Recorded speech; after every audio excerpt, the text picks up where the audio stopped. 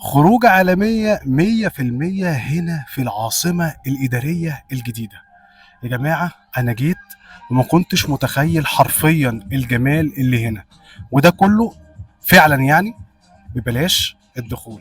ولكن هتقول لي طب المواصلات ما هي غاليه ومش هتقول لي بقى ايه، هكرها لي وانا هكرها لك انا كمان. وهقول لك الموضوع طلع ابسط مما تتخيل. الناس اللي داخله دي كلها، دي البوابه بتاعت الدخول، دي بوابه اسمها 24.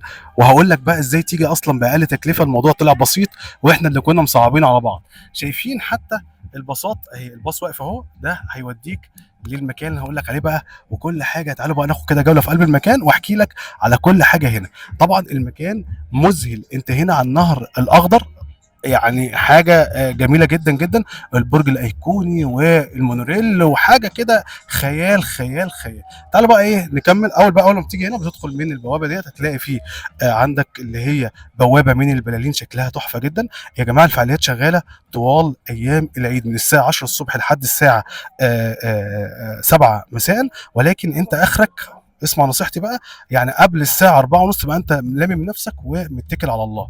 طيب ليه؟ هقول لك عشان المونوريل اخره الساعه 5، فانت تلحق ان انت تركب عشان ترجع مره تانية. طيب انا جيت هنا ازاي؟ جيت هنا عن طريق المونوريل. المونوريل اهي دي محطته.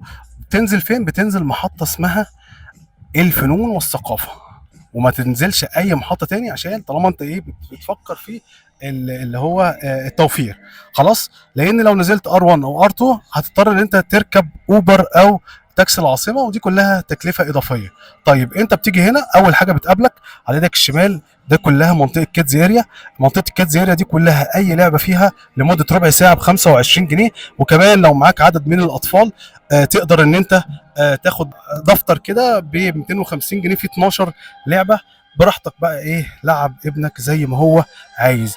طبعا هنا في برضو انشطه كتير جدا بقى بين اراجوز، وكان من شويه برضو كان في ساحر و فود كورت. منطقه فود كورت ده كله فور فري، يعني تقعد بقى هنا براحتك. بس طبعا اي اكل او اي مشروبات انت تاخدها حاسب عليها، ومتاح انك تدخل بالاكل. وانا بنصحك تجيب اكلك معاك. الاكل هنا مثلا المشروبات ستارت مثلا من القهوه 40 جنيه، الشاي مثلا 30 جنيه. لطيفه. بس برضه انا بقول لك يعني يبقى انت ايه عامل حسابك. طيب اجمل حاجه طبعا دي كلها برضه منطقه العاب، اللعبه تقريبا 25 جنيه زي ما بقول لك. طيب كمان هتلاقي وباركنج كبير جدا بره فور فري برضو. هات بس بطاقتك لان هم بيطلعوا عليها وبيكتبوا الاسم من واقع البطاقه، مش اكتر من كده.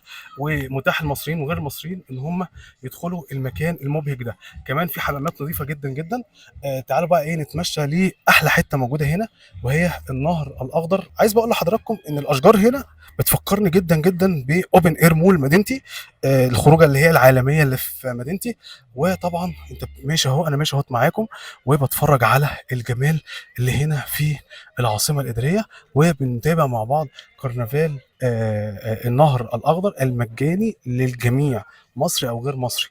خلاص. طيب انت ينفع برضه تيجي المونوريل. ينفع انك تيجي بال ار تي. هتنزل برضو الفنون الثقافه. بمجرد ما بتخرج من الفنون الثقافه، مجرد ما بتخرج من فنون الثقافه هتلاقي في اتوبيسات واقفه منتظراك من الصبح بدري لحد الساعه 6 مساء.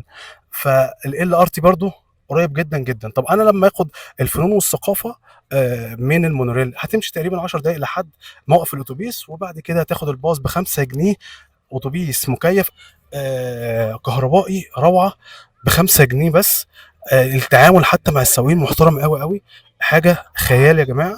تعالوا كده ايه، انا اهوت بقى بتمشى عشان نروح للنهر الاخضر. المكان مبهج جدا، المكان حلو. برضو في برضو من ضمن الحاجات الحلوه اللي هنا، وهي الكشف المبكر عن امراض بقى الضغط والسكر. هنا وزاره الصحه عامله مبادره، اي حد يقدر ان هو يجي يكشف، يدخل جوه الدكتور يستقبله ويكشف عليه فور فري، ولا قدر الله محتاج علاج برضه بيحوله. وحاجه حلوه. تعالوا بقى كده.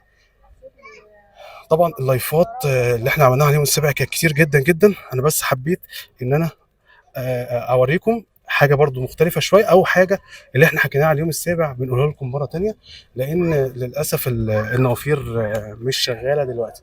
بس طبعا كان في 3 نوافير هنا شكلهم مبهج جدا، شكلهم حلو قوي هنا. على النهر الاخضر.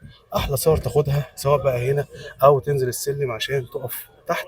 كل المقاعد دي كل المقاعد دي ببلاش. تمام. في بقى كان في نوافير هنا كانت شغاله شكلها مبهج، بس عشان الحر الشديد تقريبا هم وقفوها. كمان ادي محطه مونوريل، بس طبعا دي مش هتنزلك، مش هتدخلك على ايه، على هنا. خلاص، انت افضل حاجه ليك انك تنزل الفنون والثقافه. كمان انت قدامك البرج الايقوني، شايفين المنظر عامل ازاي؟ مشهد بانورامي خطير على الجمال هنا في العاصمه الاداريه. تعالوا كده اهو، بصوا، مسطح اخضر جميل. كمان النهر الاخضر يا جماعه مبهج جدا جدا جدا. حبينا كده نوريكم الدنيا، وبقول لكم الحمامات نظيفه، وفي كل الخدمات اللي ممكن تحتاجها موجوده هنا.